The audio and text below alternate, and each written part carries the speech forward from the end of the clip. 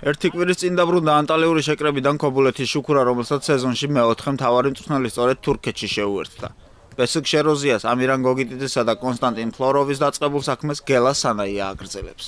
ბოლო 3 დღე გავატარე შეკრებაზე გუნდთან ერთად და პლუს ეს დღეები, ალბათ არასრული ერთი კვირაა რაც გუნდთან ვარ. პრინციპში გაცნობის პროცესში ვარ, მაგრამ მეტნაკლებად გუნდს ვიცნობდი. მე ვფიქრობ, ძალიან ნორმალური ფეხბურთელები არიან თავმოყრილი გუნდში და რა ვიცი, შეუდექით საქმეს. გუნდი უკვე შედის ნელ-ნელა ფორმაში და ვფიქრობ, რომ ბევრად უკეთესი მეორე წრე გვექნება პირველ დღესთან შედარებით. თურქულ შეკრებაზე შუქურა 35 კაციანი შემადგენლობით გაემგზავრა და ამხანაგური თამაშებიც გამართა. პირველ შეხვედრაში ქობულეთელები მაკედონიურ შკენდიასთან 1-2 დამარცხდნენ.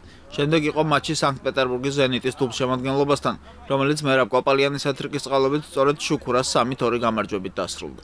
შედარებით სუსტად ვიყავით, იმიტომ რომ მაინც გადაღლილები ვიყავით, მაგრამ ეხლა უკვე მოდის ძალა, მოდის შევდივართ ფორმაში და ვფიქრობ სუსტად ჩემპიონატისთვის ვიქნებით სასურველ კონდიციებში. პირველი ტურები ყოველთვის რთულია ფორმაში შესვლა, მე ვფიქრობ რაც უფრო დრო გავა გუნდი, უფრო კარგ კონდიციებში შევა, როგორც ფიზიკურ ისე სათამაშო კონდიციებში. დღეს მე ვფიქრობ ნორმალური სიტუაციაა ფიზიკურადაც და სხვა კომპონენტების მხარეს.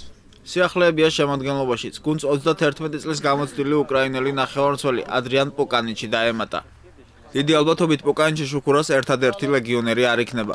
კლუბის პრეზიდენტი ლობოს ჩელებაძე სელექციის მიზნით რამდენიმე კვირაა ბრაზილიაში იმყოფება და სავარაუდოდ საქართველოს ჩემპიონატის მეორე წრეში სამხრეთ ამერიკელებსაც ვიხილავთ. ამაზე კლუბი გააკეთებს განცხადებას, სავარაუდოდ ველოდებით შევსებას და მე ვფიქრობ, რომ კარგი კონტინგენტი მოიყრის თავს, პლუს ის ფეხბურთელები, იმედი გვაქვს, რომ კარგი ფეხბურთელები იქნებიან. თუ რა ძალა იქნება შუქურა რეალურად და რამდენი ახალი ფეხბურთელი ეყოლება საბოლოოდ, ეს ნაწილობრივ 22 თებერვალს ზუგდიდთან გასამართ მატჩში გაირკვევა.